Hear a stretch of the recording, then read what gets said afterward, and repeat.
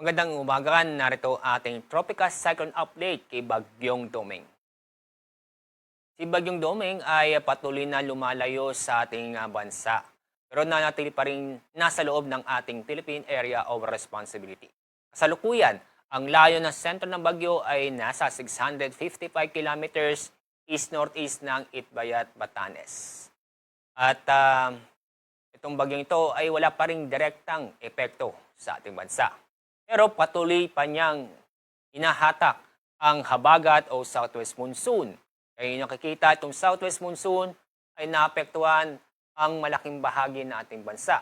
Sa Central Luzon, Southern Luzon at sa western section ng Visayas. Kaya sa araw nito, makakaranas po tayo ng maulap na kalangitan na may mga kalat-kalat ng pag-ulan at thunderstorm. Dulot ng southwest monsoon o habagat sa Metro Manila, Central Luzon, Calabarzon, Mimaropa, Bicol Region at Western Visayas. Sa ating forecast track ng Bagyong Doming, kapag napanatili ang kanyang pagkilos o galaw na generally northwards sa bilis na 15 km per hour, inaasahan po natin na maaaring mayang hapon ay nasa labas na ng ating Philippine Area of Responsibility ang Bagyong Doming. At patuloy itong lalayo sa ating bansa patungo sa Japan. Pero itong southwest monsoon ay patuloy o inaasahang magtatagal ang epekto nito sa ating bansa, lalong-lalo na sa Luzon at sa western section ng Visayas sa susunod ng 2 hanggang 3 araw.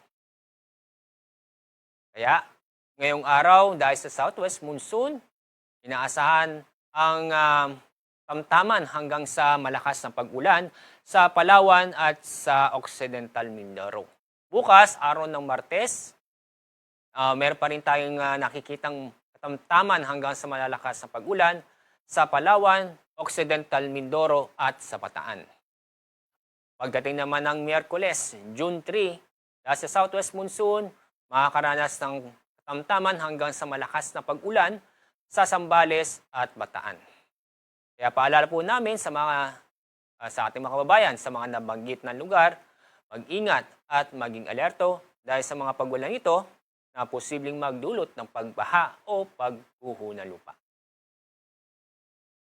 Ngayong araw, may inaasahan tayong malalakas na hangin, dulot ng habagat at yung indirect effect ng bagyo.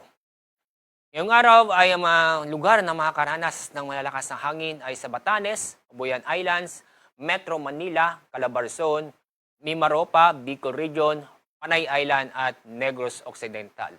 Bukas, araw ng Martes, June 2, inaasahan pa rin tayo ng malalakas na hangin sa Batanes, Babuyan Island, Central Luzon, Metro Manila, Calabarzon, Mimaropa, Camarines Norte at Camsur.